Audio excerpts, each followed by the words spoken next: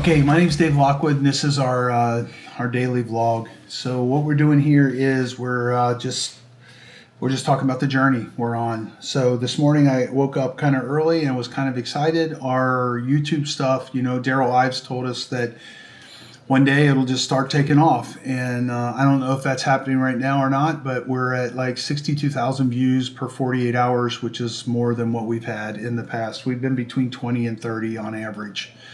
So I'm kind of excited about that. Some of the videos are doing a little bit better. This particular video, we put it up, this one's on 30 units in 30 minutes.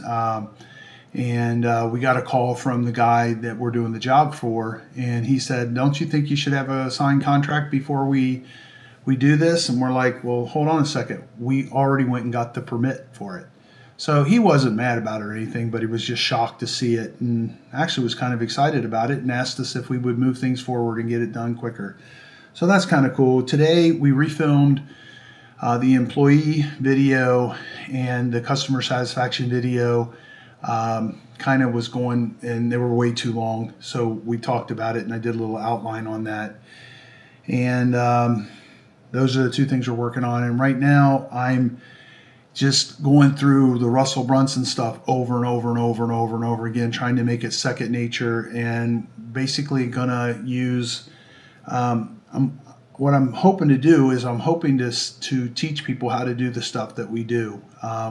There's a bunch of things we do, and there's a bunch of different areas that we have unique information, and we have an unfair advantage because we know how to do these things.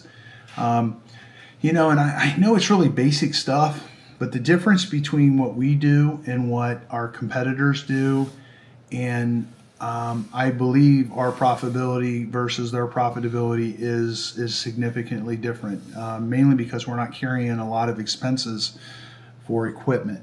So anyway, Angie's kind of stepping up to the plate. She's helping me. She's gone from being our warehouse person. She's coming back in, and she works with me every day, and she's helping me get a little bit more organized. I just got so many things going on all the time, and it's very helpful. So we started a warehouse manager, ran with them for about a month, and it's funny. It's not even funny. It's funny. For example, we talked to them about we have core principles that we do. For one of the things we do is whatever the biggest thing that comes into the warehouse, it gets put on first, and then from there it goes to the most expensive stuff. So we come in yesterday, Logan goes in and sees what's going on, and they're putting a barber chair on. Now, if you're me, you go, "What? We have no track record with barber chairs. There is no market for barber chairs, in my opinion." Maybe there is, probably isn't. But I know there's a marketplace for kitchen cabinet sets and for refrigerators. So this person that we have talked and explained all this stuff to, they're off doing something that they think is most important.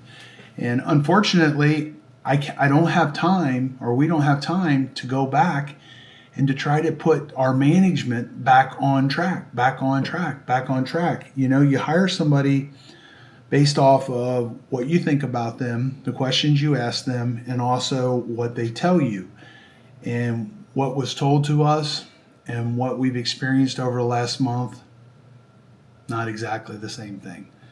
It's sad and it's aggravating, because who wants to start all over? But you got to be bold. You got to either start all over with a new person or put up with subpar behavior, and what happens is it ends up costing you a lot of money because you're just not getting things done. Everything we do, we have a system for, and it works, and it doesn't need to be redone. It doesn't need to be revamped. It's working fabulously. It's been working fabulously for years and years and years. So just plugging into what we got working and running with that, it's a muy bueno.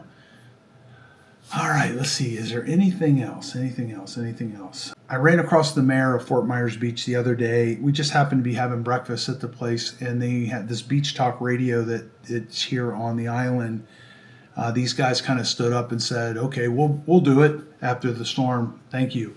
They've done a great job. They are very informative, and they help us understand what's going on here on Fort Myers Beach. Fort Myers Beach was just nailed right on the head. It got just pummeled in this hurricane. So did Sanibel, but us more than them. When you drive down our beaches, you can see the beaches. You could barely see the beaches because of all the houses. So it's really bad. But at any rate, one of these videos we did, I was just on my way from one place to another, and I just decided to just do an impromptu video going down the beach. And I'm shockingly surprised at how much viewership that video has got. So we're going to ramp that up, and I'm going to do another one with, and we're going to run every street down here on the drone, with a drone, just to kind of show everybody what's going on Fort Myers Beach. But the majority of our business is done on Sanibel, Fort Myers Beach, Naples, Estero, Bonita Springs, and mostly in the affluent areas on the water mostly. So that's it, And I know I say so a lot. I'm working on it. It's not easy. And sometimes I repeat myself. I know that. But anyway, this is me saying, hey, come with us on this journey and let's see where we can go, scaling this business from one location to as many as we can possibly can in Florida, possibly across the country. I don't know what the future holds in that way. I know we're going to expand for 4 or 5 locations. I'm pretty certain we are. And then we're going to be bringing coaching and how to do the intricate details and the implementation of all the things that we do. And this business that we have is really about 5 or 6 businesses all rolled into one for a convenience factor. So it's Remove It Pros Demolition, and we'll see you on the next video.